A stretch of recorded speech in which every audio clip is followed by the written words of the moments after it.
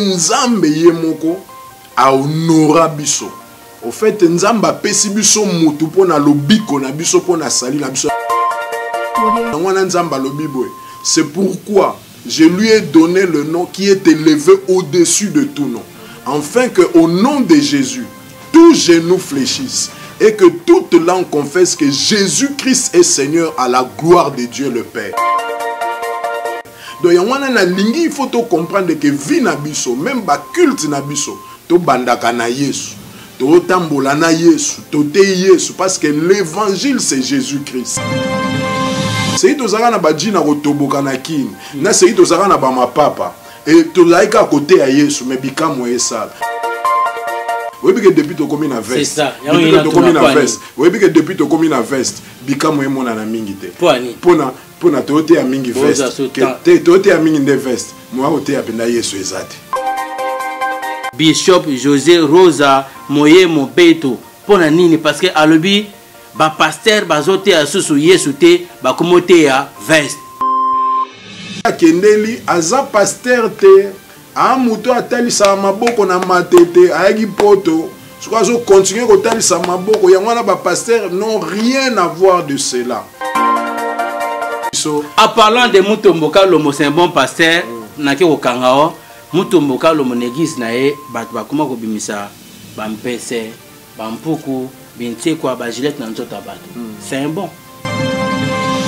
Kolole keseni ye. Kolole keseni ye.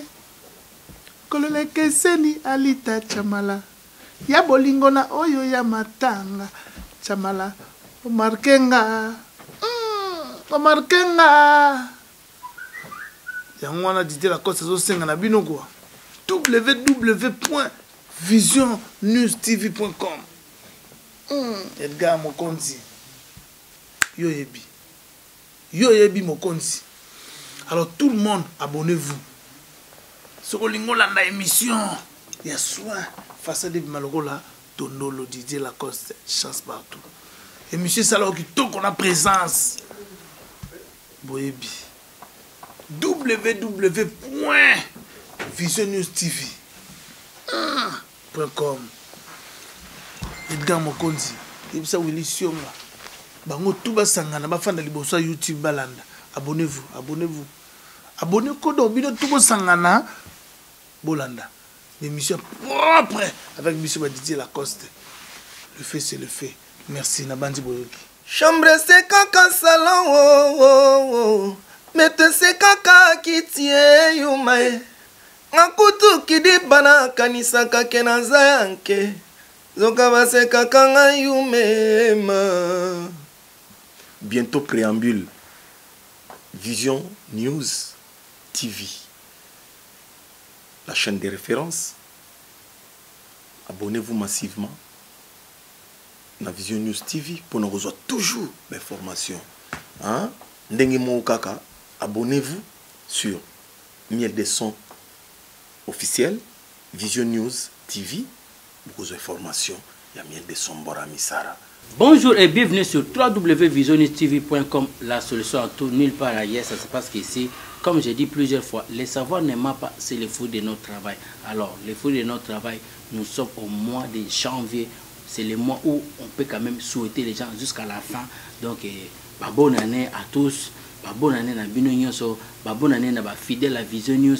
Bonne année à abonné à Biso. Merci d'ande bozo s'abonner vraiment. Nous sommes là pour vous. Ndenge bo bengaka bolobaka yambela biso telle personne. Donc naza na sengo ndenge bolobaki bengela biso mosal na Nzambe abandela biso pe année en beauté. Donc vraiment vu que ba demande na bino bo senga kina yambela bino mosal na Nzambe na kombo bino bo pesa ki na otanga kombo après. Merci pour na bino, merci pour na ba abonné na biso. Je suis dans la joie pour na yamba mosal na Nzambe o bino bolobaki Bishop Rosa, Bishop José Rosa qui vient directement na Île Maurice. donc auti na île Maurice aza na fraîcheur na ye ya île Maurice aye nango aye ko partager na biso awa na Paris tokoyi ba parcours ya Bishop Rosa na Paris aye ko sala nini akomi na Paris to akozonga île Maurice to afandaka na île Maurice to azala na Kisasa to azaka alors na sujet na biso toujours to solamboka tokinango toujours terre à terre sujet to solamboka terre à terre Bishop ye tokolukile concept na ye ezala to solamboka te ye aobanolobela kaka sur Yesu Christo naloba na lingala Yesu Christo qui est Jésus pourquoi kaka lobela kaka Jésus boye babino moko na kati wana pourquoi Bishop alobela Yesu toye bango alobela Yesu pona nini parce que belé baloba so Yesu te bakoma ngai je vous présente ma femme na ina loba na portugais bo comprendre na espagnol tellement mikolo na komo ye ko ba langue belé na oti Sénégal na kutani na bato bazolo baloba ba langue belé donc na komo loba bo comprendre nga donc Bishop Rosa akolobela biso Yesu pona nini Yesu boye bango alors sans plus tarder vraiment derrière la régie donc ngana c'est 2019 nazo formé sur l'imbattable Tchourambo Madeki of King a comme son caméraman allo baka bien asa boxer catcher donc na comme formé pe na caméra comme ça tant bano que partout azo sala ba combat na ye mo azo filmer donc et ça la bien donc l'imbattable Tchourambo ma pesanga image ya invité nanga Bishop José Rosa Moye Mobeto oya église vie comblée ça partout il m'a expliqué biso alors vraiment na repé ça mbote na invité nanga bonjour Bishop Rosa bonjour papa Moye Mobeto bonjour papa Edgar Beto na penda Beto na Beto oui biso na biso ah ça c'est vraiment donc ce bah comme on appelle ça dit vraiment que non c'est un vrai Congolais au penda Beto Moye Mobeto donc c'est un vrai Congolais biso na biso j'espère ba trika qui comme on était pour comme na triko ozana kopo yo ko mono boyeso mutayebi ete amona kambala moko que mauricien ah ba qui mauricien ba ma pe en même temps pe ya tatu donc voilà Bishop Rosa Moye Mobeto avec le sujet pourquoi Yesu avant que to banda pourquoi Yesu je crois qu'on salue quand même pas public au bazolanda na Vision News tellement c'est la première fois mais badbalobi lokela biso Bishop Rosa tina sali tout na lokao je sais pas ou affecta batona nini pona lokao oti il Maurice si te oti il Maurice na Paris luka e yambaye donc vraiment public na biso merci mutubo luka ki et non na pesi public nyonso ya New TV hein? Vision News TV na pesi bango to senga Bishop aloba moi na pesi bango shalom na pesi bango shalom en tout cas bonne année ano ezala année moko nzamba ta la biso na liso bien pe asembolela biso liboko bien pe atambosa biso na likolo bien pona to sugisa nango na ndenga bien vraiment merci Bishop na ndenge on répondre biso Bishop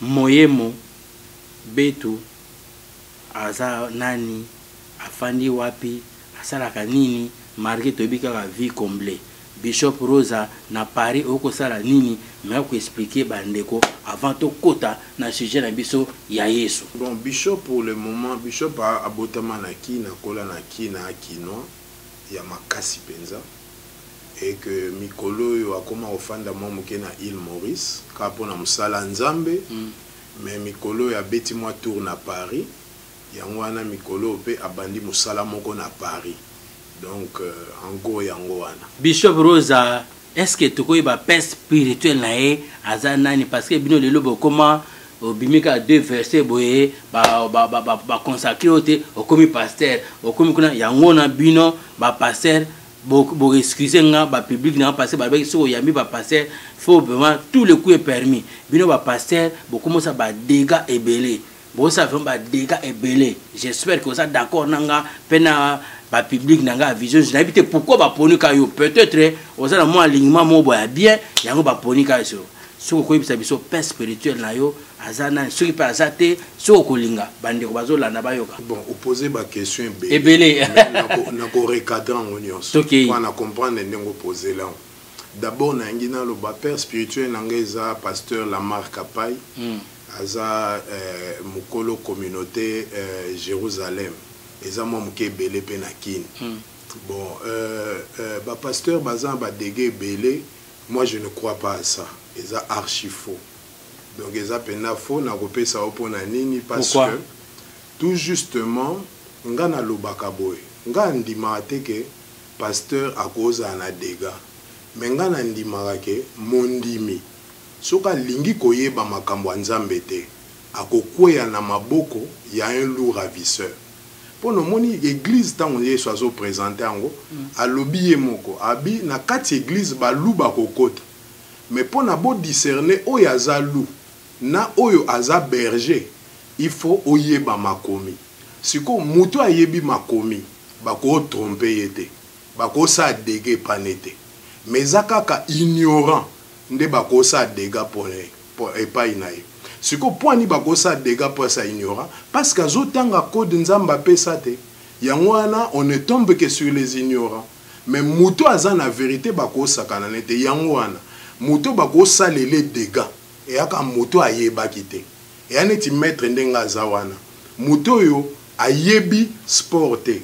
Donc ye aza déjà perdu akoyib kunt ko kota na ring ta ko sa eloko mokote. Ya nous omona batu ba lo ba pasteur. Mais au fait ce ne sont pas des pasteurs. Ce sont des charlatans qui sont venus à l'église, mais ce ko ba kamati o leba distinguer bango ba lo ba o aza charlatan. O aza pasteur, ce ko moni yo ne mission zo lo ba pasteur. Ce ko zo kamata na bato ba pasteur. O mélanger bango na ba charlatan. O reza ba pasteur te. Pona moi nzambo aza fermé. Ayebi ya neti yo ti ozolo bake mutako sa dégâts et apona oloba ngana après bako sa elanga dégâts te pona ngana yebi donc yo connaissance non et faire échapper yo mais muto azoya en église azolingane ko yeba nzambe te ya azoya pona azwa biloko alors muto ana pas zoyebse ozwa biloko a faux point yebi ko discerner te yango ngana lobaka il y a pas de faux pasteur, il y a pas de faux prophète, mais il y a de faux bananzambe parce que Bible le Bible est un exemple mon assiso Bible le Bible ba chrétien à Thessalonique bazalaki soki bayoki lilo bananzambe bazongi na ndako babandi ko vérifier mais lelo église comment kaka oui yes amen, amen omoni a vérifier te siko soko vérifier te eza baloba kino likambo lokuta yo ndimiango siko na likambo lokuta na bayebiso soko ndimiango ekomi motambo. Siko tango ekoma mutambu mukolo mutango ko yana mutambu wana to vivre ka ba conséquences. Oh non azaki mutalo kuta mais non yende mutaye bakite parce que a vérifier akite. Yana balobi que ces livres de la loi ne s'éloignent point de ta bouche. Médite le jour et nuit. Bato so ba comprendre bien jour et nuit. Te ba kanza matin et soir. Babi jour et nuit. Donc médite ça sans cesse. C'est alors que tu réussiras. Et c'est alors que tu auras du succès dans toutes tes entreprises. Mais si tu ne médites pas, tu auras des échecs et des dégâts. Non pas par rapport aux pasteurs, parce que les pasteurs sont mis à part par Dieu, mais par les charlatans déguisés en pasteurs. Et puis, Bible Bagisibo, est-ce que vous voyez Bakate que Satan a se déguisé en ange de lumière?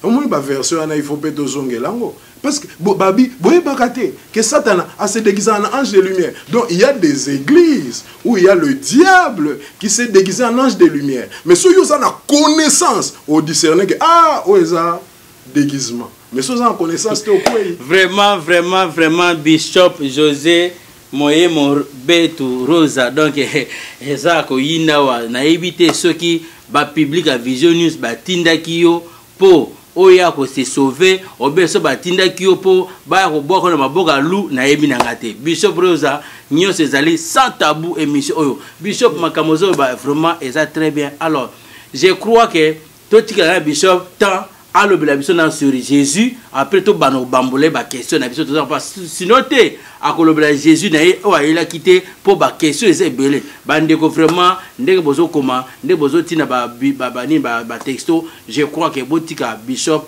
a mekana ko expliquer biso qui est Jésus après tout bambole ba question mais quand on parler biso d'abord sur qui est Jésus. Non, au fait vision nangai na Vision News na ne oyo eza que nalingi que batu nyonso toyeba nako sepelisa nzambe neloko nzambe moka monaki keza honneur yokande nzambe azoloba pono eboza honneur nzambe lobi c'est pourquoi je t'ai donné le nom qui est élevé au-dessus de tout nom afin que en ton nom tout genou fléchisse et que toute langue confesse que Jésus-Christ est Seigneur à la gloire de Dieu le Père.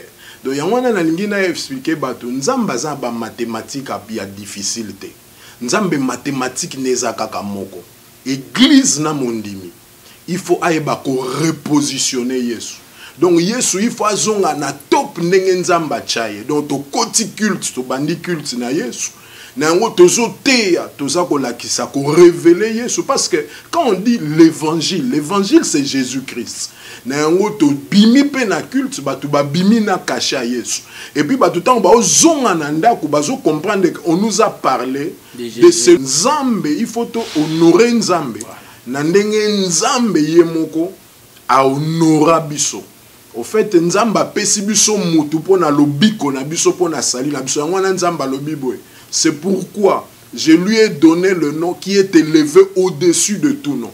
Afin qu'au nom de Jésus, tout genou fléchisse et que toute langue confesse que Jésus-Christ est Seigneur à la gloire de Dieu le Père. Donc, il faut comprendre que vie nabiso, même ba culte nabiso, to bandaka na Yesu, to tambola na Yesu, to te Yesu, parce que l'évangile c'est Jésus-Christ. Et puis to soukisi na Yesu. Wanande ozomona lokumu penkembo et kozonga place à Nzambe. Donc yango wanande na linga ki anoyo na ebisa ba chrétien que nous pouvons vivre une vie miraculeuse car ce to komi ko élever Yesu. Car ce to komi ko tombola Yesu. Car soki Yesu azongi na centre nyonso. Donc il faut to zonge la système to bimi culte liso to beta ya Yesu. Il faut Yesu azonge le sikane na kati na vie na biso. Yesu azonge le sikane na ba prédication na biso. Il faut to boya ba prédication moko ya ba aventure. Il faut to boya ba bilo moi ba masolo. Au fait l'évangile c'est parler de Jésus-Christ. Ce qui église à Pierre ezalaki na puissance, c'est créer la puissance il y a église à Pierre ezalaki prêcher Jésus-Christ. Ce qui église à Pierre ezalaki na ba miracle, c'est créer un miracle l'église à Pierre ezalaki prêcher Jésus Christ. Et dango anande ezaki message nanga mikolo nde message na oleka nango 2009 mombana cheno ezaki batu il faut ba comprendre que ceux qui to élevé Yesu en tout cas makambo esa mamine nangina si un exemple à suka webi bandimi bazalaki na Moïse ba se retrouver na désert. Désert wana eza image à mokili. Actuellement le monde a un aspect moko désertique, ça veut dire rien ne marche, l'économie est désertique, la vie est désertique, nos salaires sont désertiques, tout est désertique. Et puis en plus basi moso eko benki ko bima ke ba serpent ba komi ko soa bato. Siko ba serpent ba komi ko soa bato e komi passe. Siko bato ebele babanda okanisa ke solution eza kotala Moïse. Oh Moïse azaki sans solution parce que lelo bato ebele ba otalela bato. Baotaye la pe biso ba bishop, baotaye la biso ba pasteur, baotaye la banoko. Si kon nzamba lobi so bo continuer ko taye la batu, na bo continuer ko tala ba nyoka, na bo continuer ko tala ba poto, ba pota, solution ezate. Na yango Moïse zwa serpent de rein tombola. Si kon mutu nyonso ataza na pasi. Ata désert et à moi. Ce qui n'y a suye li sou pona ko bakisa passe. A tombo la regard atala na serpent. Donc nzamba pesi solution moko facile. Batu ba luka ba solution belé ono ba pesa ye mulongo si amungwa et amabete. O ba pese nini te. Abi bo tombo la ka regard botala Yesu. Oba pese libanga nyoka ote oba pese nini bande te nzamba biba tombola ka misu yangwana Yesu yemoka lobi de la même manière que le serpent de rein a été élevé dans le désert le fils de l'homme sera élevé de façon à ce que mutu nyonso a porter regard vers lui a ozo solution yangwana nazolo bana cheno l'église il nous faut Jésus bandimi nyonso ba olandanga na bo ba kolandanga il nous faut Jésus-Christ seul le regard porté vers Jésus. Confiance au tout, même ma place à Jésus et changer ma cambouébele. Et puis, bisomo bapasta, il faut toujours la côté à Jésus. Imagine-toi, papa Edgar Nangina si sabo. C'est to zara na badjina rotoboka na kin. Na c'est to zara na ba ma papa. et tozalaki à côté à Yesu mais bikamwa esala oyebi ke depuis tokomi na veste c'est ça depuis que tokomi na veste oyebi ke depuis tokomi na veste bikamwa emonana mingi te pona toyoteya mingi veste toyoteya mingi nde veste moya koteya mpenza Yesu eza te.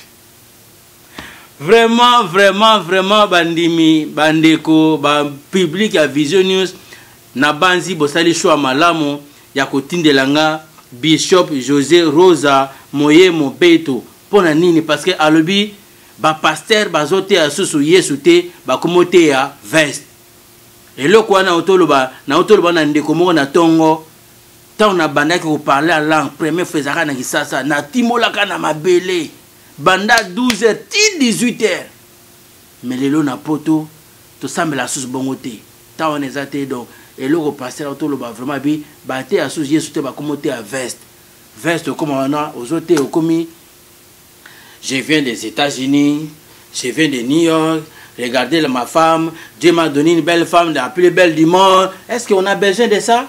Oh, tout ça, besoin de ça, Yesu. Biso tu es une église, tu es Yesu, tu es une mikumba na biso, tu es Bishop Rose Awuti, il Maurice, azana ba jeep, azana ba pangu, azana ba ndako. Et après, on est comme évangile nini? Évangile nini? On évangile matériel. Évangile matériel. Voilà. Alors, Bishop Rosa, merci vraiment. Nandenge au PCBiso moi intro na yo. Bishop a PCBiso kaka moi intro sur le sujet abano lobela ke toto mola Yesu parce que na begi soma ba dege bele Bishop. Ba pasteur ba comment peut ça ba faux prophétie. Azana besoin bimisa mutu matolo mbongo, il faut beta par prophétie. Sir namoni mikolo yo nanda kuna mwana moka kobela il faut pesa action de grâce aussi comme na montant. Est-ce que na Bible action de grâce ba pesa ngopena ba montant ko pesa moto te wana nga zo yebisa o papa Edgar nga zo yebisa eza ba pasteur te nga zo yebisa ndenge za wana e ba charlatan. Il faut boyeba que de la même manière moye ezali de la même manière buto ezali donc ya wana biso na émission tobanda ko tirer attention ya bandimi. Au fait soy bandimi ba oluka nzambe ba olinga bazala fermi. Pour la Bible le dit mon peuple périt faute de connaissance. Donc ozomona même ce que ezalaki bopona nga na yebi poto mingite ngaza onta olo baba poto nga na bandiko yango kala mingite mais na oyebisa au mona même na Kinshasa bato banda kotalisa maboko bazaka susute donc bango nyonso bakota na l'église mais ce côté nga koti na église mutu mbala moko azobenge pasteur oh aza mutu banda kotalisa maboko na wenza matete ozomona siko bazo bamemeli biso confusion ba ko bebisela biso bulo ba ko bebisa pena musala. Yangwana yo bandi na question na yo tango bandaki ozana stratégie tuninga quel est mon père spirituel parce que ngoye ba origine voilà yangwana mondimi pe ifazaka na so ndengwana papa uta wapi azandenge nini boye na boye ezaka ko ni voilà siko komona ke ba dégâts wane kozala te mais siko problème abandimi pe zaka ndeni omoni mutu soki déjà dindi na mai atali kasa aolinga azwa donc aoyingana no koyeba référence te pona ba expliquer no mutu ana sala ka bikamu abeta ka bisakole avec précision donc yazo linga koyeba origine te oh mutu ana ya kendeli mutu ana ya kendeli aza pasteur te a mutu atali sa maboko na matete ayaki poto so azo continuer ko tali sa maboko yangwana ba pasteur non rien à voir de cela. Ce que bangonde bae ko bebisela biso musala yangwana il faut to dénoncer bon yana nga lingaka so na olobela ba charlatan parce que ba pasteur bazali na mboko na Paris ba pasta baza vraiment Bishop Rosa le ko lobi ba pasta baza est-ce que na éviter sur peut-être question de vous choquant pas beaucoup tang la biso 5 ou 4 pasteurs yo moi peut-être ba ça ba vrai pasteur à on a Paris. Bon, nga na ipso nga na otu ya Paris kalate yom tu peut-être na on a tamboli place à ba pasteur et nakin ba oyo ebi nakin ba pasteur a solo basé belé ne tangle ça ta moi 3 4 mois basé belé bon na ebité o nga na kotanga soki boyebi mais nga na neti na camarade na nga nakin docteur Louva c'est un bon pasteur. Oh ayemba kana oui un homme silité oh pasteur oui c'est un bon pasteur nazana papa na nga Delvo Kimvudi c'est un bon pasteur. Mon père spirituel, c'est un bon pasteur. Pasteur Jean-Baptiste Soumbela, c'est un bon pasteur. Pasteur Dominique Ngoy, c'est un bon pasteur. Pasteur Sonic Afuta. Vieux Sonic Afuta, c'est un bon pasteur. Donc, pasteur Mutombo. Pasteur Mutombo Kalombo, Mutombo basé Beleza Mutombo Kalombo, c'est un bon pasteur. Bateau Balaxi Bisso. En parlant de Mutombo Kalombo, c'est un bon pasteur. Naki Okangao, Mutombo Kalombo n'existe nae, Batbakuma Kobimisa, Bampese, Bampuku, Bintekwa, Bagilet Nanzota Bato. C'est un bon. Bon, omoni makambo ezali neti ya spiritualité. Ezaka difficile ya ko juger parce que yo kanenge Bible lobi na 1 Corinthiens 12.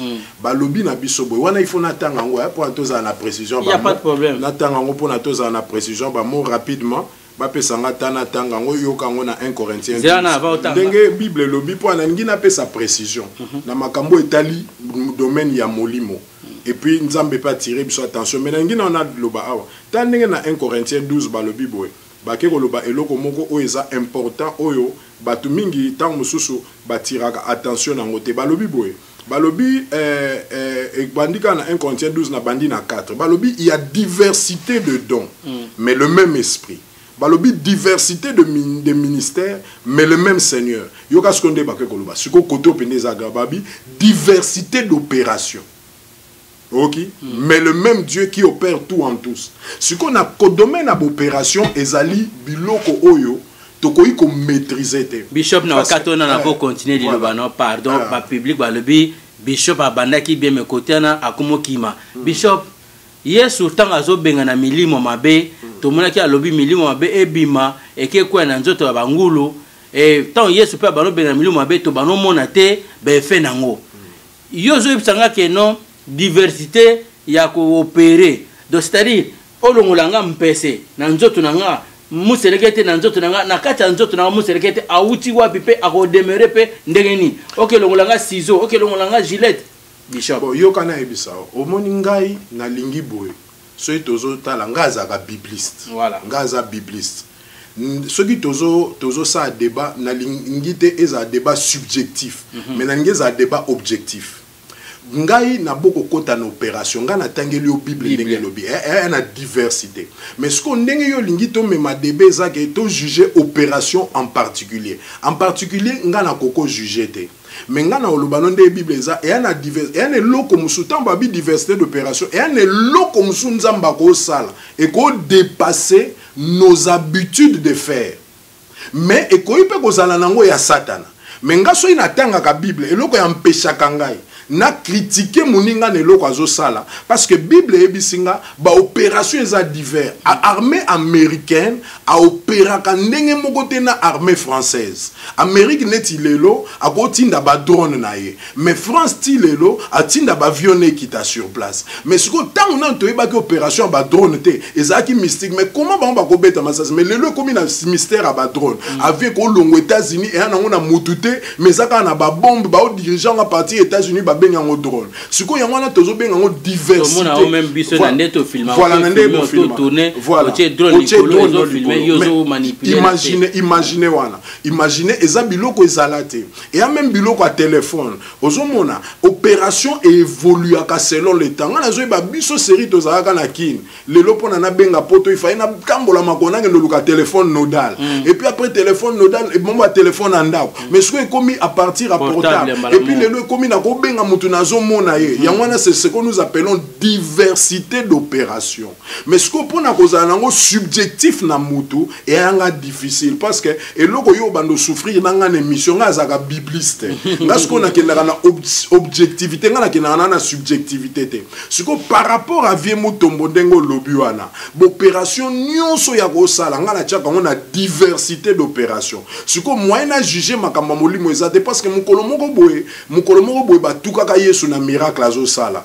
balobi na yeke miracle wana eza satana mutasali Yesu alobi boye abi lisumu nyonso boko sala vers nga eza pardonné mais soki bo critiquer action ya molimo santo na kati na ngai bozanga bolimbisa yango nomoni nga na ko conseiller même en tant que professeur d'école biblique na bandimi tout ce qui engage le Saint-Esprit on a moni clarté na zui rema nango clarté malam kuna za nanga na silence mais nga na tiango na kati ya diversité d'opération siko so yo lo bine toke na subjectivité o gilet te banda osani na kati ya via moto même nga mo pe na otuna ngo même nga mo pe ndezo mona abo na otuna mais ça ndeni mais réponse nanga ezaka ta on a na Bible diversité d'opération. Vraiment merci à Bishop José Rosa Moyemo Beto. Donc vraiment j'espère que bande kwa Vision News boyoki moi moke Bishop apesi mais et silité Bishop abanoleka une fois par semaine na chaîne na biso ya Vision News. Donc Bishop une fois par semaine ou 2 fois par semaine? Une fois. Donc Bishop abanoleka une fois par semaine donc abanolanda bo banolanda Bishop en direct ya Vision News tant azote ya lelo ezali pona intro kaka apesa biso intro poto eba to bongisa mukolo avant to kabana Bishop abanoleka jour nini na Vision News poto eba ndenge nini ebanoleka. Je crois ekozala Bishop eza mukolo nini? Non, mukolo yo mto opesa ngai ndenge nyoso yo programmer oyebisi. D'accord, Bishop abanoleka chaque jeudi à partir de 15h na Vision News to banozana Bishop José Rosa Moyemo Beto. Alors, il y a église vie comblée. Toeba prochaine émission pourquoi vie comblée à décortiquer en gros les jours à venir. Donc jeudi prochain bon mon Bishop Rosa na chaîne na biso ya Vision News mituna na bino bo baksango ka ndenge bo pesa kaka bo pesa mituna bino Bishop azawana disponible boyuki azali professeur abano pesa biso ba cours na kati ya chaîne na biso na bandeko baza déjà abattu. Alors Bishop mituna ezebele meto bloqué mituna na to zelango na émission ekolanda na yambaki question sur poto aussi ça na yambaki ndeko no mope confrère no pe Moussal Nzambe alekape tous les semaines une fois par semaine alobi Yesu azalaki mutu mwindu Bible salama na mutu mwindu ke ba vrai jif eza biso na liloba wana yo en tant que Moussal Nzambe oko expliquer biso nini oza d'accord nae to oza d'accord nae te? Non, na makambo wana lokola na opesinga verset te. Donc soko lobi na Yesu amutu mwindu il faut pesanga makomi nga yesu nga aza bibliste. Donc yo déjà il faut ebage na yambaka bibliste. Donc ngai ndenge tanga na bano yepa na yo il faut ça na verset tel lobi boye yo lobi ni na verset wana. Il faut ça na preuve. Donc preuve moko concret ezate. Yango wana moyen pe na juger ndeko ndenge na yo ki ete ezate. Bible lobi na biso boye. Na loi biblique ndenge Gamaliel alobaki ba jugeaka moto te soki nanu oyoki ete ndenge Bible lobi na biso na acte des apôtres. Donc il faut na yoka ye na yoka ba argument na ye pona nini mais soki siko na lobi à ma connaissance pona naza pe na parti moko na vie nanga o naza ignorant na connaissance na ngai na yebi kaka ke Yesu aza mwana Nzambe azane na raste a vraiment na raste. Donc Yesu a mwana Nzambe na connaissance na ngai.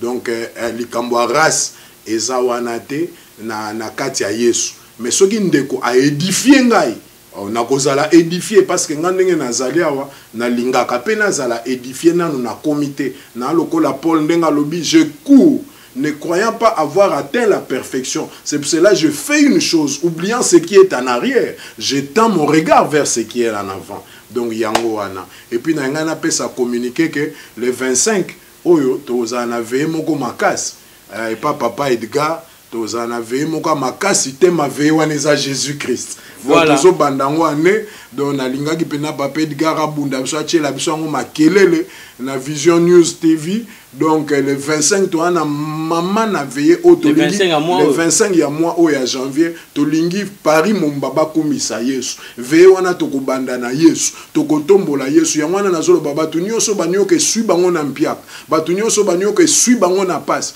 batunyo so banyo ke sui bango makambo document batunyo so banyo ke sui bango to tombola ka Yesu to yesa bango kutu bota na bino rosate bota ka nyok bota ka ndenge Yesu atombwami batu ba obika. Donc to annoncer bango baya adresse église ba opé Sabino eza na 35 boulevard Anatole France. Donc na porte de Paris wana kaka oye vie comblée na ebi que Nzambe a osala makambo bien awa na France Nzamba pambola bino. Vraiment merci à Bishop Rosa. Donc nako baksa moi moké comment contacter le Bishop José Rosa? Numéro nezali 07 bon ba fa na Nelbana boche plus 33 ba fa na France mbala mo cheka 07 58 77 10 43.